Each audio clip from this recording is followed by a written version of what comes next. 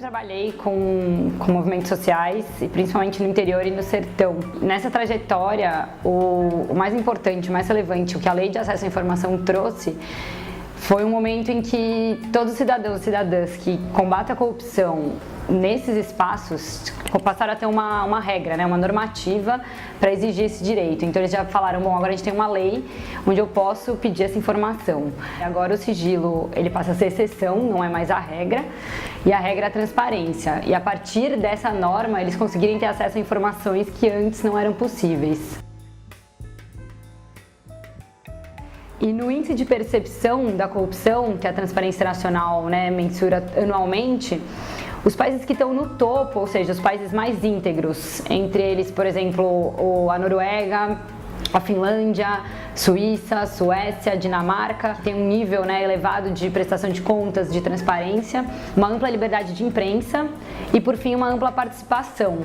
Então, o acesso à informação contribui para aumentar a integridade, para o cidadão conseguir acompanhar o que está acontecendo na sua cidade e até mesmo acompanhar grandes fluxos, né, de corrupção, da grande corrupção também, de conseguir cruzar dados. Ou da mesma forma, se você sabe que tem ali um documento e sabe que na merenda escolar, né, a gente tem ali arroz, feijão, carne, legumes, né, sendo comprados e na realidade o seu filho no dia a dia está comendo sopa ou está comendo água com fubá, que é o que aconteceu já em alguns municípios brasileiros. Então o acesso à informação no combate à corrupção, ele é fundamental, né? Sem informação você não consegue apurar, você não consegue saber se tem algo errado.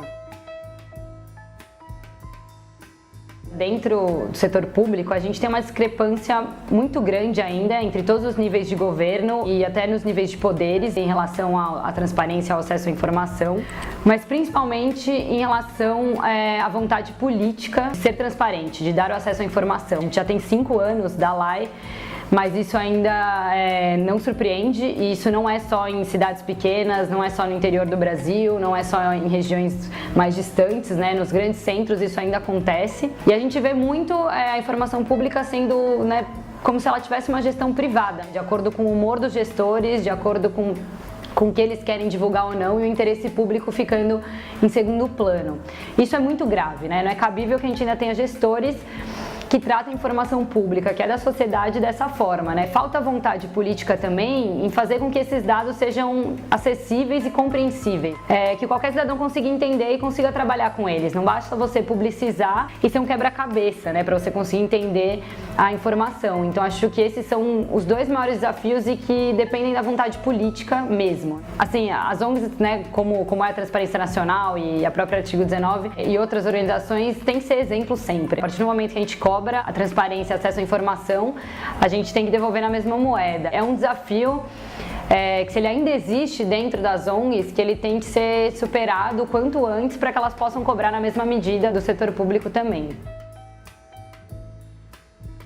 A Transparência Nacional, a gente atua, é um movimento global, e a gente vê que o Brasil em 5 anos tem muitos avanços sim, né, para se comemorar. E o trabalho em rede é fundamental, então a gente discute muito, né, quando a gente recebe um pedido, sempre passar e sempre compartilhar, olha esse pedido, que exemplo, olha a resposta que veio, tanto em questões legais, né, de gerar uma jurisprudência, uma resposta, como de orientação, né? A gente vê que nesse trabalho com a Lei de Acesso à Informação, sempre que a gente tem um caso, né, de um cidadão conseguiu ou não o acesso, ele é muito rico até para avançar, para a gente conseguir avaliar a implementação, se ela está sendo bem sucedida ou não, e quais as formas de advocacy e de atuação que a gente precisa para avançar ainda mais. Mas ao mesmo tempo, esses 5 anos mostram novos desafios, né? A própria regulamentação, a questão da identificação da lei, que a gente ainda tem muitas represálias de pessoas que, por mais que seja uma identificação pequena, como você é obrigado a colocar o nome, principalmente no interior e no sertão do país, isso é um motivo que muitos cidadãos deixam de fazer o pedido de acesso à informação pelas represálias que eles sofrem. Não adianta a gente ter as bases,